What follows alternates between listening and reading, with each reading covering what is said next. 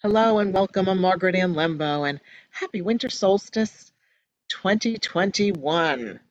We have a beautiful next quarter ahead of us as we move into this northern portion of the Wheel of Life.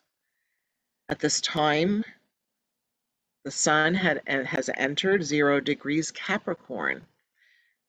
The shortest day of the year, the least amount of light, but it's the return of light to the planet. So happy birthday to all the Capricorns. Happy birthday. We even have a Capricorn spray. We're going to talk about that a little bit during our Facebook Shop the Crystal Garden from Home show. And so that will be after this little mini workshop. And that the Capricorn spray is on sale at this time, just so you know. So I had so much fun creating this medicine wheel. Let me tell you, it's a wheel of life. And I wanted to give you an idea of how the wheel of life is set up, or a way of setting up a medicine wheel or a wheel of life. And what we have here, you can see that the winter solstice is part of this, is way down at the bottom of the screen. And I'm going to expand this a little bit. There we go. And it is the north portal, the north entryway into the wheel of life, 0 degrees Capricorn. Now, notice that I placed some gemstones in there, and I've talked about other parts of the wheel during other workshops, and will continue to do so with the vernal equinox, the fall equinox, and the summer solstice. But today we're talking about the winter solstice. So you can see that I have an ametrine, which is the heart-shaped stone there, a moonstone, and a red calcite. And those are symbolic of the energies of the way the vibration of this part of the wheel is, this northern portion. So this is the part of life where it's like the elders, the ancestors, all those that have walked on this path before us. So it's a place of wisdom. And also, it's starting to be where you're exiting this wheel to start again, new beginnings, starting up in the vernal equinox. So I'll show you here on this particular one. And here we have, oh, that's not what I wanted. Pardon me. I guess it's on the next screen. We will just go with this screen right here. I'll talk about this first, and these are the different gemstones and why they're chosen to go in those parts of the wheel, and then I'll continue with what I was saying. So we have red calcite, which is associated with ant medicine. I have that associated with ant medicine in my book, Animal Totems and the Gemstone Kingdom. Red calcite is really great for change and grounded approach to change. It's a root chakra stone for those of you that are familiar with the chakra system. And this is about being diligent, working in community. That's what ANT is about, also working in community with each other. And they're very strong and capable and are hardworking. And that also vibes with the Capricorn energy as well. The ametrine is the vibration of transformation and confidence combined, because ametrine is amethyst and citrine combined. And so this is, as we are in this part of the wheel of life, we're transforming from already been through the whole wheel, because the wheel starts in the east and goes all the way in a big circle around to where we are now, the winter solstice. And this is where the most mature. And so we want to tap into being more mature and allowing maturity to be part of our consciousness and having a mature approach to life and other people as well. Amethyst is on the screen also, just straight up amethyst for the transformational qualities. I always like to use amethyst for transforming and transmuting any situation that arises that may not be, in total alignment. Moonstone has a good stone in this portion of the wheel because it's a vibration of using like combining intuition and wisdom together. So because you've traveled this whole wheel of life, which we'll see on the next screen, um, you get to a point that you combine your intuitive abilities with all the wisdom of that you walked already on this planet. You've had life experiences and you've learned life lessons, hopefully. And that's where the moonstone comes in because of the intuition and using wisdom. And then the celestial is one of my favorite gemstones on the planet. I have so many of these. This is my absolute personal favorite celestial that's on the screen. And if you look really closely, you can see that there are little triangles on this face right here. I don't know if you can see my little cursor moving, but there's little triangles. So that's also a record keeper crystal. And this I like to utilize for the wisdom aspect and connecting with the ancestors and allowing channeled information to come in through the cosmos to awaken awareness, to really become conscious of situations, situational awareness, but also conscious of all that's going on and not walking around in life with like blinders on, but being more open to different situations and how your actions and reactions uh, hurt or help. Like that's what's coming to me, hurt or help other people, your actions or reactions or even lack thereof. So this is the wheel in its entirety. It's eventually going to, as the year goes on, I'll add more and more to the situation here so you can get the feel of it. But just to give you an overview, at the vernal equinox, that's the beginning, that's 0 degrees Aries. Those other stones where you see 13, 14, 15, those are moons. The moons after all the moons right after 0 degrees Aries. So then when you get to the summer solstice, that is 0 degrees Cancer. Then you have 3 more moons, 3 more moons before you get to the fall equinox, which is equal day, equal night, right? And we just had that in September. And now 3 more moons, and now here we are at the winter solstice. So when you look at these around the wheel of life, the outer wheel of life, the vernal equinox is like a newborn. The summer solstice is like, I'm an adolescent now. The fall equinox is, oh, full on adult, here I am, full on adult. And then winter solstice is maturity and the elder years. So that's the ancestors and the wisdom of our ancestors. So in this north portal, the energy of this doorway connects you with all that have walked on this path before you. So that's your ancestors. And it's not just the most recent ancestors, it could be really far back. And these beings have, that doesn't make them always wiser, but they've had life experiences that somehow they can transmit what they figured out and learned through the energy that they have. It's a place of sage wisdom that comes only through experience, when that we have to have our own experiences, right?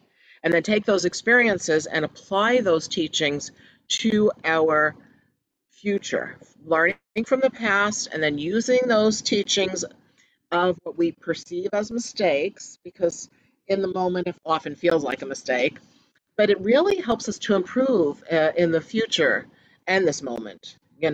So situations that have perhaps been challenging, like, oh my goodness, so challenging. In the moment, it could be potentially even devastating, but then in the future, you can look back and use that sage wisdom. And this is what this North Portal is all about.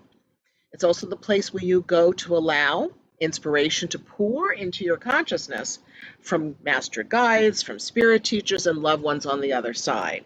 So if you know or feel the vibration of master teachers, you don't have to know their names. You can get the vibe of them. And spirit teachers can be in many ways. That could be animal medicine as well, and angels even. And the loved ones on the other side, I do tap into that, and I recommend that if you have people that have passed over that you really respect and you feel like they could really bring some good wisdom to you in your life, then even if you're not like calling on them, you don't want to necessarily call on them, but the energy of what they could bring to the table as far as teachings and understanding and things that you may have learned from them that you want to incorporate better into your life. This is also the vibration of the element of earth. So the east door is air, the south door that you saw on that screen earlier is fire, the west door is water, and then this is the element of earth. So it's a grounded place. It's a place where we're grounded ourselves. We're not all here and there. We're right here and grounded in this moment. And then this is a place also where we can evolve, because as we keep spiraling through this wheel, because we do this every year for as long as we're on the planet, and who knows, maybe even after we're on the planet. I don't know exactly if we continue to spiral through that. We might. But every year we have our vernal equinox, our summer solstice, our vernal equinox, and now the winter solstice. And every year we hopefully learn some new things and learn how to use those things we learned, and to look back a little to help us evolve ourselves spiritually. So it's a pathway of evolvement and moving and forward in our consciousness. So this association, I have associated with all four doorways, archangels, and this doorway, this portal, is associated with Archangel Uriel. And Archangel Uriel is an angel who is dedicated to watching over humanity's understanding of Earth's environment, which is very prevalent right now. It seems like hopefully more and more people and situations and companies and everything are understanding the responsibility of the stewardship of planet Earth, and that we are caretakers of the Earth, and hopefully not just ruining planet Earth. So Uriel, and I do have a spray for that. Of course I do. I'm an aromatherapist. That's what I do. So Archangel Uriel spray can help you tap into that vibration. So what I did here is I just put a little paragraph directly excerpted out of my book, The Essential Guide to Everyday Angels. And so here's a little synopsis of Archangel Uriel, and for the sake of ease for myself more, I'm just going to read this to you. Archangel Uriel, for universal flow, to imbue you with the vibe of creative action. So this is taking action, prosperity, and wisdom. So there's a prosperity vibe that goes with Archangel Uriel. The vibration is gold, which is why the background on the screen is gold right now. Uriel means God is my light. And so this also makes sense with the light returning to the planet, that Uriel's in this doorway. And is regarded as the keeper of beauty and light, and the sun and constellations. He is identified with one of the cherubs protecting the gate of Eden. He is strong and powerful. So if you need strong and powerful energy, this would be a good archangel to invite and invoke to ask for assistance. Archangel Uriel reminds humankind the importance of planetary citizenship and stewardship. Yes, I am repeating that again. Archangel Uriel aids you on your spiritual and intellectual path toward enlightenment and wisdom. So you can see that all the vibrations of this portal, this doorway of the medicine wheel or the wheel of life, match up with Archangel Uriel's point and purpose, and one of the many things that he is, or he, she, there's no gender there. That's what it matches up perfectly. Uriel can help to transform painful memories, inner conflicts, and instill tranquility, freeing you to take action and move forward. So that way you can use the wisdom of the experiences that maybe were conflicts or challenging, and use it as something positive, which is always the goal as far as I'm concerned. So Archangel Uriel aids in the cosmic universal flow, universal consciousness, and awakening of higher consciousness for all beings. So there's a lot of light energy and waking up energy around Archangel Uriel and this North Portal. So of course I have to associate not only gemstones, but some essential oils, and of course the angels. So here we have some potential essential oils if you want to add the olfactory nerve, your sense of smell, which works directly with the limbic system of your brain. And so to inhale these, so you could use the sage and cedar spray and use that to spray around you in your space. And that's good for clearing, but also to help you to tap into this vibration here and now. And then you could use sage or cedar by itself, so you can see the bottles of sage and cedar, pine essential oil, which also makes sense because of the pine scent of the Christmas trees and such. It's very in tune with that. Hyacinth. Now, hyacinth I have here because um, hyacinth is really great if you're having sadness about the loss of someone in your life, people who have passed over, because this is the place of our ancestors, this doorway. And so there may be some sadness associated in missing them.